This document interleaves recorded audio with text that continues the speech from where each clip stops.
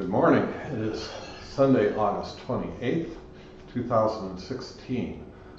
I'm Donald C. Wunsch II, Mary K. Finley, Missouri Distinguished Professor of Computer Engineering and a member of the IEEE Computational Intelligence Society History Committee. And over there is my son, Donald Wunsch III. And we are here today in our home in Rolla, Missouri, to interview Paul Werbos. Paul is the inventor of backpropagation. He's also a major contributor to the field of adaptive dynamic programming approaches to reinforcement learning. He recently retired after nearly 2 decades as a program director at the National Science Foundation and over 4 decades in public service as a civil servant to the federal government of the United States. His best known seminal contribution, as I mentioned, is as the inventor of backpropagation, and we have interviewed him about that topic and others in previous History Committee interviews. But today we wanted to do something interesting for younger students interested in STEM, and so we're going to talk to him about his early development as a scientist. And so with that, I'll let my son kick off with the first question. All right. So like my dad said, how was your early development with science, like high school and early college years, regarding science and engineering and so on? I was very lucky to be growing up in this Sputnik era, when people really understood that science and technology was critical to the future of the world, and where there was a certain spirit of freedom. So how did that early development work? It was just a natural process. We were born curious, and they just let me indulge my natural instinct to try to understand stuff better. And there were a lot of old people who said, well, you can only understand this or that. And I decided, why should I limit myself like that? You know, just because things were limited 100 years ago doesn't mean we have to be limited now. Mm-hmm. Why can't we understand everything? Mm-hmm. And to some extent, that was the course I proceeded on. So you're trying to be a Renaissance man? Yeah, basically. And of course the problem is, life is more complicated than it was in the Renaissance. Mm-hmm. So how can you develop a unified understanding of everything in today's complicated world? And the obvious answer was with mathematics. Because mathematics is the kind of tool that lets you unify your understanding. You work on certain mathematical problems and their applications end up being everything. So with powerful enough mathematics, you can do that. And I learned very early that I could do mathematics. So you studied ahead in math at a young age? Way ahead. So how old were you when this process really began? It's an interesting little question. I have theories. I don't know why it happened. I do know that about when I was 7 or 8, my mother had lots of math books from high school, college, lying around. She told me not to read them. It'll be bad for your head if you try to read those things. And since she gave me firm orders not to, and yet I knew where to find these books, I was curious. So I wandered in and snuck in and read some of those math books. Reverse psychology. And then one day, no, she meant it. I mean, she was a certain kind of devout Catholic who was kind of afraid of things that were a little bit too off the edge. And I remember one very important day when I was 8 years old. Mm-hmm. And I had a beautiful babysitter. I don't know whether she was 12, 16, whatever. But yeah, she was pretty nice, and I was 8. Uh-huh. Now the question is, how does an 8-year-old notice that she's a beautiful babysitter? Well, I have theories about that. But the bottom line is, I was kind of full of it and kind of silly. You know, like, hey, I can do this math. I'm going to be doing algebra, which was kind of BS. Mm-hmm. But then the babysitter said, oh, really? Maybe you can help me. And all of a sudden, I had to perform. And she said, I've been having troubles with my algebra class. Here's this book, Algebra Made Easy, that my parents got me to help me do better in my algebra class. Can you explain any of this to me? And I thought, well, I haven't read that that book yet, but I can try. And she tried showing me a few things, and she left the book with me. Cool. And so within like 3-4 days, I read the book, and I actually did know algebra. And that created all kinds of commotion in my neighborhood. I was going to a Catholic school at the time. Good.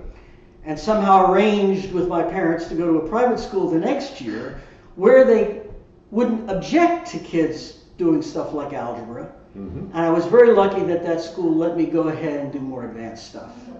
Great. So, studying ahead in math is a great way for a kid to get started. Yeah, studying ahead on your own, and most of what I've learned on my own.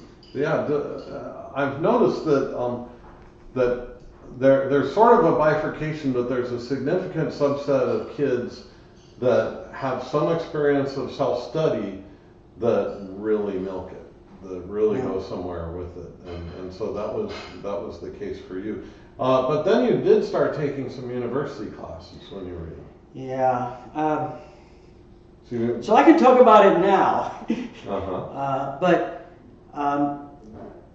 So in 6th grade, in the school I went to, they had a woman from the University of Pennsylvania who came in and taught calculus. Oh, wow. So I took the calculus course in 6th grade and got the top grade in the class, in a class with seniors. And so the next year they sent me to the University of Pennsylvania when I was in 7th grade. I remember taking the train on my own. And there was this really nice old professor named Dr. Schub, and we were learning complex variables. I think it's something like junior honors calculus class. And then after that, after I passed that class, the question is what to do next. My parents told me Dr. Schub urged me to enroll in their graduate program, which I was ready for. And it was a big family decision. You know, here I am 12 years old, should I enroll in the graduate program? And they were urging me to do it.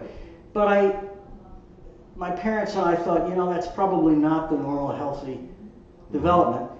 And I was thinking, well, I can use my mathematics for other things, but there are other things I might want to learn too. Right.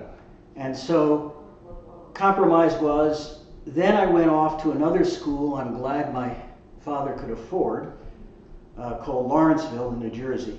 And I spent 2 years there and then graduated. And during those 2 years, I took the equivalent of a full mathematics major at Princeton. Wow. And I can still remember the most advanced course I took there when I was 15 was a course on mathematical logic, a graduate course by Alonzo Church. Oh, of the Church-Turing hypothesis. Yes, exactly. And so this Lawrence College had a collaboration with Princeton or something? Okay, Lawrenceville is a very expensive private school. I couldn't afford it, but in those days my father could. Wow. And it's just like 5 miles down the road from Princeton, and Princeton was very nice. It's an interesting question, why didn't I go to Princeton? That was, to go to Princeton or go to Harvard was a huge decision. If I'd gone to Princeton, I would probably be a whole lot richer than I am now, and life would be comfortable and easier. You were saying last night you'd be a rich banker if you... I probably would be a rich banker, probably would have married the banker's granddaughter, who was a very nice person. Okay, I'm not speaking hypothetically here. Oh, okay, this is a specific... No, this is all very real. These all have intertwined life stories. Oh, God, the world is so intertwined. It's unbelievable. But instead, I took the hard path. You know, there's this Pocahontas cartoon.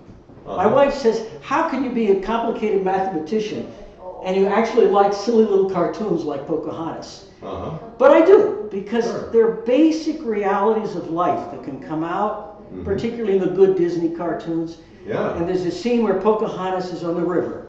Do I take the easy and calm course, predictably marrying a chieftain and all this, or do I take this hard and rocky road to the right? I chose the rocky road to the right. Wow. And so, how old were you when you decided to go to Harvard? So I was 15. So, and so this was like the high school graduating and entering college transition at this point. So you already had enough math for an undergrad degree in math. When you entered Harvard as an undergrad. So did you wind up using that advanced coursework to finish earlier, or did you wind up using it, finishing in 4 years and just having a richer curriculum as an undergrad, or a little of both? Maybe a little bit of both. My wife keeps reminding me that Harvard has an advanced placement program, where if you have the right advanced placement credits, you automatically get a year. And I decided, okay, I'll graduate in 3 years. And there are a lot of reasons why it was good. I mean, it was very, very intense. Those 3 years, when I say it was the rocky path, it was. I tried to do too many things at once, but that's good. And I learned a lot, which is good. Yeah. I probably burned a lot of bridges and banged a lot of people, but I learned a whole lot of stuff. And but I think 3 years at that level of intensity was plenty, and I was ready to move on to the next stage of graduate school. And you were an undergrad when you took this collaborative course with MIT under the tutelage of Marvin Minsky. Was it? You were an undergrad then? Yeah. So Harvard has a kind of cross deal with MIT. Yeah. So when I was at Harvard, I took 2 independent study courses at MIT. One with Marvin Minsky, and one with a guy named Saloma, who was head of something called the Ripon Society. He was in political science. So I know a little bit about both fields. I learned something about, and I made trouble in both areas, both politics and neural nets and all of that stuff. And you learned some economics along the way too. Yes. In grad school, or? Not my undergraduate major. Was that? No? Yeah, my PhD was applied math. My undergraduate was economics, and people might ask why. Well, I looked at the math catalog, and I really had already taken the courses that were relevant to my interests. I was deeply interested in neural nets by that time. And so by that time, meaning how far? You were partway through your undergrad. So when I was 15 and 14. Wow. Okay. In the summer when I was 14, this is just before my 15th birthday, I read a book called Computers and Thought, which would be good for people today. It's dated, but it's very readable. It's edited by Feigenbaum. Okay. It had a chapter by Minsky, which I studied very closely. Wow. And it had a lot of other, it was beautifully written, easy to read. This is the best we know about computers and thought. What year was this? Well, you were 15? I was 14. What year was that? Like 1961 kind of thing? Okay. And so that book I found very interesting. And I got excited by the thought, hey, I can do some of this stuff. Maybe even better than they can. Hey, let's do some of this stuff. Wow. And I was doing computers by then. And then in the summer between Lawrenceville and Harvard, I had a little summer course with a Professor Karaman at the hospital connected with the University of Pennsylvania. He was a cardiologist, and he was one of the many professors who spoke to the Moore School people. Do you have any any high school computer people who can work with us as interns? And they picked me. Cool. And so I was working as an intern in his laboratory to do computer stuff. And so I wrote a couple Fortran programs for analyzing blood flow kind of stuff. But also, he put me onto a book by D.O. Hebb, The Organization of Behavior. Yeah, great. And I remember reading D.O. Hebb that summer when I was 15. Wow. And that was a big life experience, and I thought lots and lots of complicated thoughts and took notes and this and that, and I didn't completely agree with Hebb. It was inspiring, but that doesn't mean I agreed with everything. Sure, of course. Yeah. And so by the end of that summer, having read Hebb and the other book, I committed myself. I was going to understand how to build or understand neural network intelligence. So I was on target on that particular line from age 15. And so when I got to Harvard, I looked at the course curriculum. I didn't see any math courses that were really relevant to that, hardly any. I already figured out intelligence has something to do with optimization. It has something to do with distributed optimization, because there are a whole bunch of cells in your brain. How do a whole bunch of cells work together to do an optimization. Where can I find courses at Harvard that are relevant to that? There was only one course in neuroscience. I took that in my freshman year. And then what else do I do? Well, distributed optimization, the place where they talked about it most was the economics department. So basically, a couple of themes, three themes that I see emerging here. One is early facility with mathematics and doing the best to build that up, to milk it, and to strengthen it. Second theme that I see is early involvement on the cutting edge, finding some things that are current topics of interest and importance, and getting involved with that when you're young, so that you build up a competitive advantage early. And the third thing that I see is a willingness to cross intellectual boundaries, to take a course outside of your declared major, to go where the cool stuff is, regardless of where that leads you. Yeah, and there are two further aspects of this. Okay. One, the drive to understand the fundamental principles. Okay. I think a lot of what is causing our society to fall apart lately is people taking a quick and dirty approach. Mm-hmm. There are people I know who call that the left-hand path. We try to do stuff without understanding it. Mm-hmm. There were guys who did frontal lobotomies. Right. We don't know how your brain works, but we can fix it. Boom. Yeah. If an auto mechanic said, I don't know how your car works, but we can fix it, we got a big hammer, right? But a lot of what people are doing with the brain today is just like that. Yeah. Trying to fix it without understanding it. Okay? Mm-hmm. So going for the basic principles, what can make things work? That was one key thing. The other key thing is risk-taking. Yeah. And this is a little scary. Yeah. I was willing to take risks then that I wouldn't take now. Yeah, me too. Because I was more trusting. And I have to say, the changes in our society and certain experiences, I'm a little less trusting now than I used to be. I don't know if I would take the same risk, but in a way I do, because I'm retired, right? So I'm still taking risks by asking questions that would just scare people. Yeah, there are different risks that one takes when one is retired or tenured or something like that. And then there's risks that one takes when one is young and has time to recalibrate if something doesn't work. The tenure system is such a great thing. Yeah, I agree. We're all aware of the abuses. And yeah, there are abuses till hell won't quit. But feeling free to take a risk, feeling you can get away with being honest, feeling you can get away with ignoring all this stupid conventional wisdom and the turf boundaries and all of this nonsense, that you can chase the truth. I think of the truth as like a white rabbit. Speaking of Alice in Wonderland, the truth is like a white rabbit that jumps from field to field. And if you spend all your life in one field, you'll never catch that rabbit. You have to be willing to run with it and follow it as it goes from one place to another.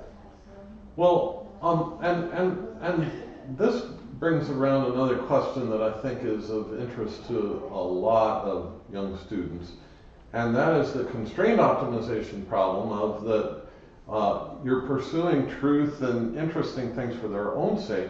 At the same time, there's a curriculum. You gotta live, right? Yes, and so how does one juggle all that? Yeah. So there's a real paradox here. You're in economics, and that's another field I play with. How is it society gives us all these incentives that are supposed to make us productive, and then in our own life, we're struggling, how can I be productive despite these incentives that seem to be there, encouraging me to be non-productive? And there's something really important about that paradox. I think people who engage in management, whether corporate, running countries, market design, have to think about that paradox. This is very real. We sit there saying we want people to be more productive, so can we stop creating structures that discourage people from being productive? There's something weird about that. Yeah, and it's funny because when looking at it from the professor side, the student who's trying to do well in my class may have a passion for something else, but my class is a required course. Yes. And so I have to uphold a certain standard, and they're just going to have to meet it. And that's not going to yield because somebody has a passion for this or that. Yeah. They're going to have to optimize that somehow. Yes. But if you're only taking one class, it's not a problem, but you're taking 5 or 6 classes. Yeah. And so presumably you managed to navigate that. I survived it. I noticed what the constraints were, and it's like a car that goes as fast as it can without going over the fence. Right. And you find intelligent ways to navigate it. In our economy, if you're going to be productive, there are ways to survive despite being productive. But you have to be very intensely clever and focused to try to find them. You have to do a lot of killing 2 birds with 1 stone. Yeah. A lot of killing 2 birds with 1 I agree stone. completely. There are lots of times you can find a job where the product is one thing, but you also learn something else. And you also get contact with people who can teach you things above and beyond just what your immediate product is. Right, so you need to do this, but while you're at it, you're going to get this Exactly. one for the ride. And another thing that sometimes comes up is there's a box you got to check. And sometimes you just say, I got to be mercenary about this. I'm going to check this box. You'll do what it takes. It'll be good. It'll look good. I'll have the box checked and I'll move on. Yeah. And another thing we were talking about with Donnie, Mm-hmm. there are these earthy application projects. And one thing I learned was that in these earthy application projects, you can extract basic principles. So my wife would say, Paul, you only survived your PhD because you got money from 2 major sources. The main one was a research project between Harvard and MIT, and my job was coding. Cool. And she would say, you're just doing coding. And coding is a menial task. And the worst part of it is debugging. The best part is, yeah, you're learning the algorithms that you're coding. But actually, learning the algorithms inside out, that was a big educational thing. Learning these advanced, as they happen to be social science type data mining, but it's general mathematics, statistical methods. And the other thing is that debugging is frustrating as all hell. No kidding. And yet, it may be that I needed to do that because just the whole way of thinking of debugging, we need to apply that to how we understand the universe. You sit there and you say, this program could not be wrong. This theory of the universe, of course it's right. Well, something is wrong. Do you face up to it? Do you systematically figure out what is wrong with this theory of the universe? Do you figure out systematically? You can't imagine what could be wrong with a program. But do you engage in systematic strategy to find out why is it that it doesn't work anyway, even though we know it must work? The fact that it doesn't work, being into that nitty-gritty reality and extracting principles from it, that's a good thing. So some kinds of application projects, not all, but some application projects create challenges to the mind, which actually can be very useful. Right. So coding in and of itself as an end of itself, to be God's gift to coding, is kind of a commodity. And at the high end, it's a very well-paid commodity. But that's not the goal. But the type of thought process that you go through in order to be able to write a program and debug a program, and particular program of something that you're interested in, what you learn by going through that process is useful for everything else you do. Yeah. So that one way to kill 2 birds with a stone is through the coding aspect. It's And then to learn to mathematics program and something. statistics in general Yeah. give you lots of opportunities to kill 2 birds with 1 stone. Yeah, of course, that thought process as well, that logical, discipline, constrained thought process. Yeah. So one of the little problems I sometimes talk to people in Washington about is nuclear terrorism. Mm-hmm. And I do not try to get publicity for stuff I do in areas like that. Right. I really don't, publicity has never been my life's goal ever. Okay. Well, we're hoping people watch this 100 years from now. Well, yeah. Well, I hope this is useful. Although it's going to go on the web. Yeah. It's going to go on the web probably tomorrow, But impact in areas like nuclear terrorism. And I was at a NATO workshop where we covered that about a week ago. I'm on the hook for that stuff. And speaking of old age, okay, so the nuclear terrorism, part of how I learned some of the realities about nuclear terrorism very early, I was using and evaluating statistical methods for the Department of Energy. And I got on one of these interagency committees. And so we went to the conference of the American Statistics Association to present our results. And we get to hear what other people are doing. And it's pretty easy. It's made for mere statisticians, right? Mm-hmm. And somebody comes along from the nuclear department and said, here's a statistical model we're working on for where the nuclear material goes. Here are the variables, here are the issues. And after 1 hour, I suddenly learned a lot of stuff that most people working in the field don't know because they never got down to the nitty-gritty. So these consultants and politicians who will bullshit about it till hell won't quit. And I knew the empirical reality, and I learned it in 1 hour because I went to a conference where they presented the mathematical model of what the variables really were and what they were really fighting. Now, I did learn more after that.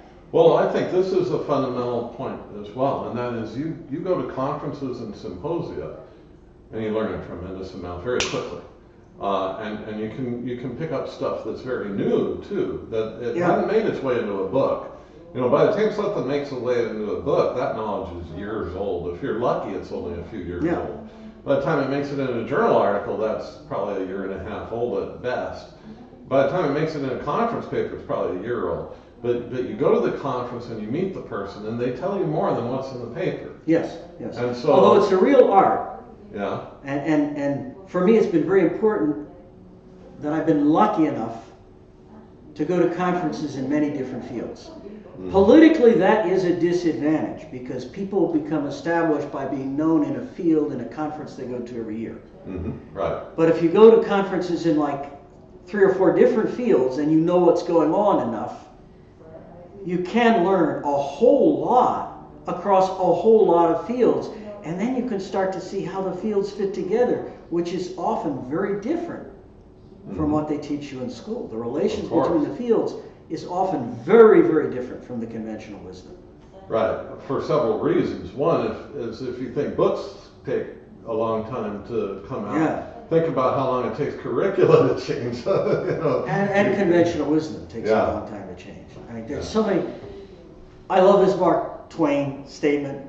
It's not what you don't know that kills you, it's what you know that isn't so. Right. That I see that. That's a great thing to say in this home state of Mark Twain here in Missouri. Yeah. So, well, okay, so I'm sorry, Don. So how about that aspect of where youth is a big advantage? Because of course experience is a big advantage, and having a lot of training under your belt and having a graduate degree in something, that's a big advantage. But youth is a big advantage in many ways. That sort of Tom Sawyer cleverness that gives you that courage to embark on something new.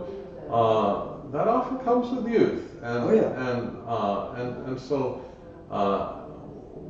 What would you say to somebody like Donnie embarking on a career about how to optimize that advantage of being a young person? For as long as it lasts.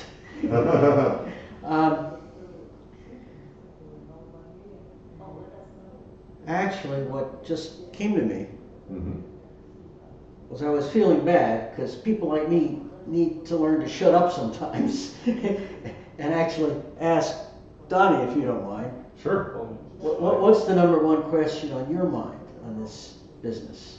What are we missing that we haven't talked about? Well, I just had a little question about the nuclear terrorism model, but that's sort of a... Oh, go ahead, ask. Yeah, well, that's life or death, you know. I guess. We could all get killed if we don't pay attention to it. So what was the question? I don't think that's much okay, no, seriously. To the top of the interview. But, so like, they had a model for this, the nuclear terrorism. Yeah. Like a mathematical model. So that means there would have to be some sort of data collected. Yeah. Now, what kind of data? Where do you get that data? Exactly. Okay. I mean, fortunately, there's not a whole bunch of it. Okay. Yeah. Okay. So how do you make a model out of the limited amount of data you have, and how do you know that said model is even accurate? Okay. So one point I made at this conference, which everybody listened to even though it made them shake, the only reason people in places like Washington haven't already been killed by nuclear terrorism, the main reason is not because of our control of the borders. It's not even because of their monitoring terrorists, but that's a little closer. The number one reason why we haven't had a nuclear thing go off in Washington, D.C. is because of the limits and controls on nuclear materials and technology. And those controls vary, but the first line controls, like at the place where they're produced, the U.S. has very complex controls on the movement of nuclear materials, and they track them. Mm-hmm. So if you're in the right agency of the government, I think it's like the National Labs. In fact, there was a National Labs presentation on this model. You have complete data from this well-established system to track where the nuclear materials are going. Now, the embarrassing fact was this system revealed, gee, we don't know where they all are, and we need to nail that down. And there are other countries that don't have such controls, but the bottom line is the limits and controls on the primary nuclear materials and technology are the main things that have saved us. And we might all die if some people foresee a renaissance of fission power, and there are economic forces which would favor it. If it increases 100-fold, especially in the developing world, where they don't have as many of these controls, the sheer numbers are a matter of life and death. And so my personal answer to that is we better work on renewable energy. And we better do it as fast as we can, because we really need an alternative, particularly for the developing world, an alternative to fission. And that's a life or death matter. Even so, yeah, you can do math and you can still have an impact on whether people live or die. Because it sounds like live or die is a high political thing, but the things you have to do to live, turns out it hinges on simple things like cents per kilowatt hour for solar energy. And that tends to depend on total system cost. It tends to depend on what kind of fundamental breakthroughs can we come up with in technology relevant to whether humans live or die. So I've been doing a lot of that lately. And you can stay alive sometimes on that kind of basis, you know. Mm-hmm. Did you think of any other questions for him? That was the main one that captivated me and was on my mind. I was like, how would you make a model with a, I mean, there's limited data. How would you make a model? There are these flows that the National Labs have in the U.S. Mm-hmm. Well, and then you got to deal with other data. The other thing, I think that's a good example of a question that you ask when you're young, because that's where you've got the basically the medium hanging fruit. Okay, so low hanging fruit is a good thing to get yourself started. You solve some problem, like you're pipetting fruit flies, like we were talking about your science project from a few years ago. And so when Paul was talking about nitty gritty things and needing to work with basic realities of life, you're doing something fairly pedestrian, but it's the low hanging fruit. And you make a little accomplishment, and then you maybe make a little bit bigger one that's still fairly straightforward. But then you start thinking about, well, what can I do that is more fundamental, like Paul was talking about? And then you wind up asking a question like the one that you asked. You know, how can you attack this? And basically it's in these classes of impossible problems, right? You can't really have a valid statistical model of nuclear accidents or nuclear terrorism, because thank God we don't have the law of large numbers of these kind of incidents, or we'd probably already be dead. And so, but you can't just throw up your hands and say it's impossible, because it's an important problem, so people have to attack it. And that's true in any field. There's problems like that. Problems in understanding the brain, problems in understanding something in computational chemistry, problems in understanding something in bioinformatics, where you have all this data coming in and you have to reduce it so you can do something with it. Yeah, and these practical projects, one advantage I was mentioning to Donnie, it sounds simple, but they keep you in touch with reality. Exactly. And when I was at the National Science Foundation, actually it was almost 30 years, got to oversee a lot of fields and see the cutting edge in a lot of fields and what's holding people back across the board, both in science and technology. And a lot of what's holding back many fields in science and in government policy is people being out of touch with reality. Mm-hmm. And when I say that in reference to a mathematical model of how brains work. So even though I'm using English words in my head, I'm thinking mathematics. I'm translating in English. But these people are out of touch with reality. And having experience with reality can help you stay in touch.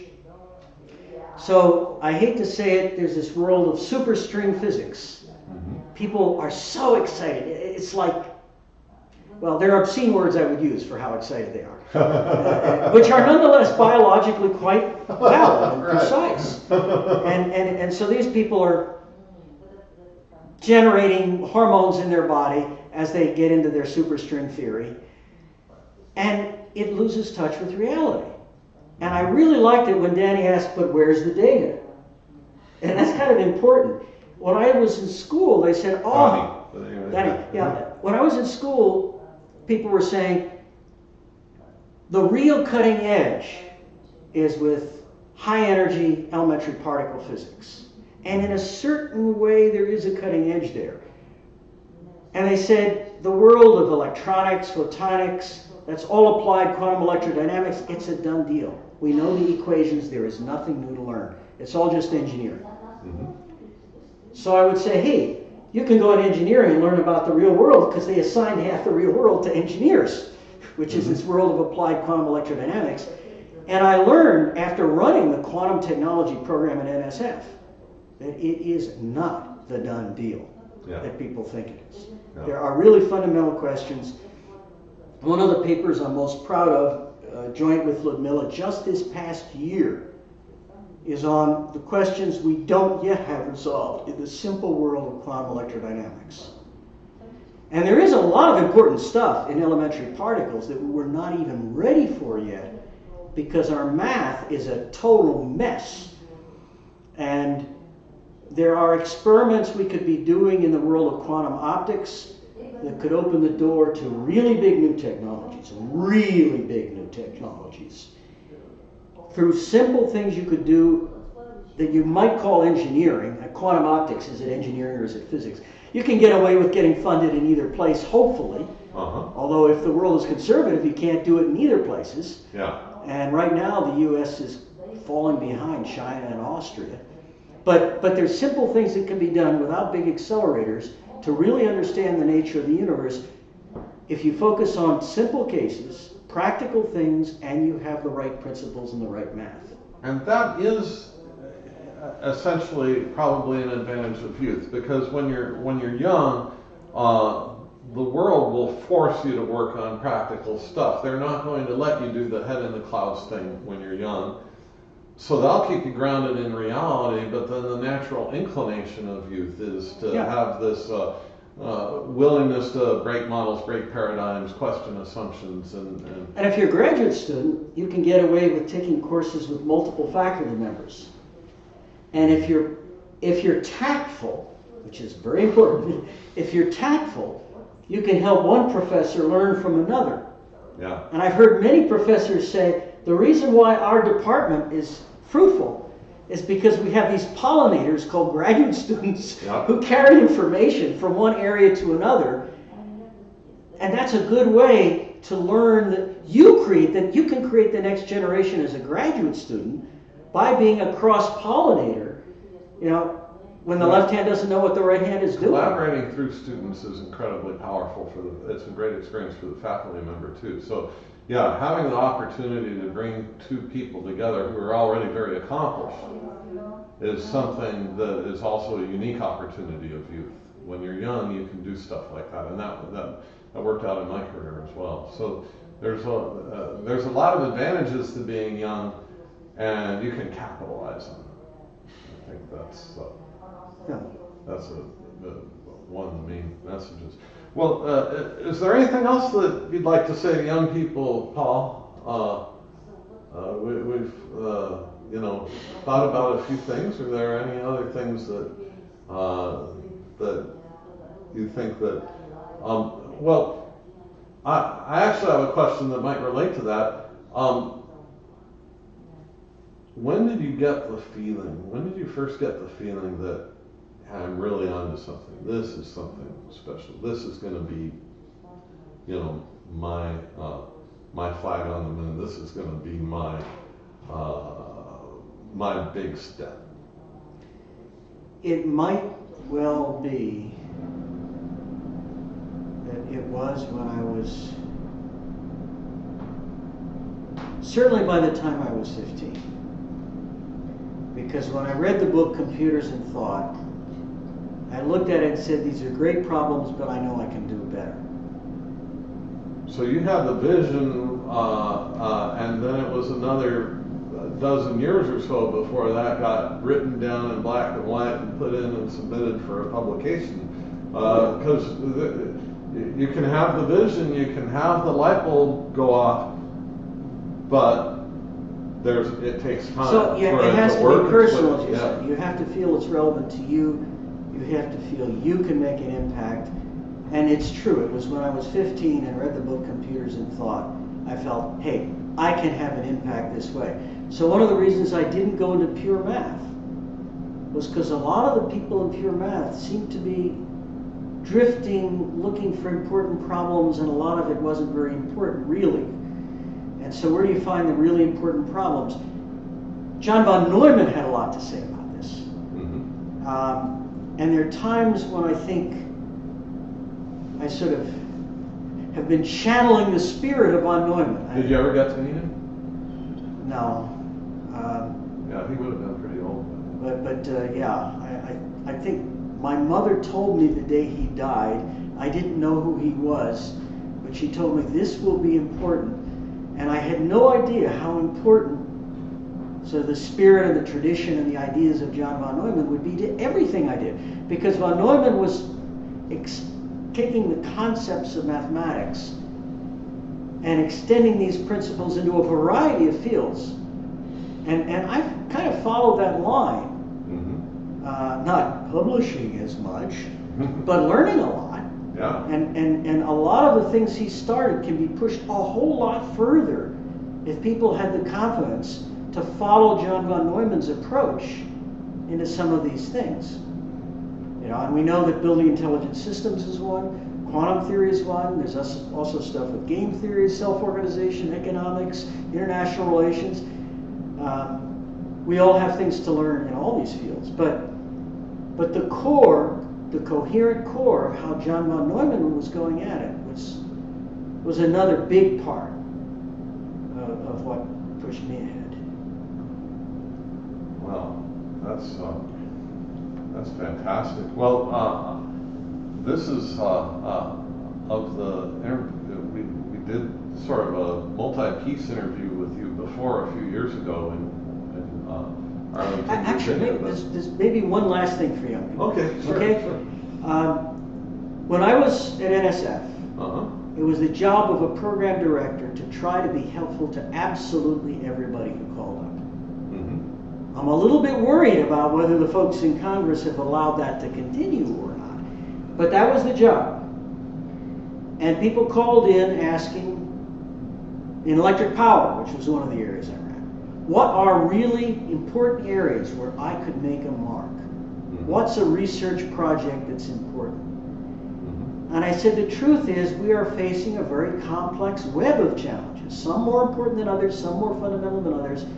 But just in electric power, I could name about 40 really important things somebody could do that nobody is doing. Mm-hmm. If you're a lemming and you follow the current hot topic, well, you won't do anything new. That's the thing about Right. hot topics and lemmings. They don't do anything new. Right. But I can Yeah. think of about Couldn't 40 agree more. new things.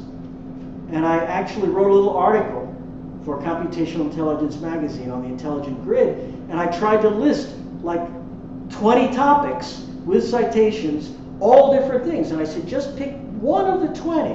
When did it come out? Something like 2008. Okay. Yeah, well, people can find it. You can Hey, find that if you want. you It's do in need to know hyperlinks. Google Scholar, that's another Yeah. thing. You Yeah. gotta know how to use Google Scholar, that's just Yeah. absolutely fundamental. Yeah, And with Google Scholar, you can track down these kind of papers. right.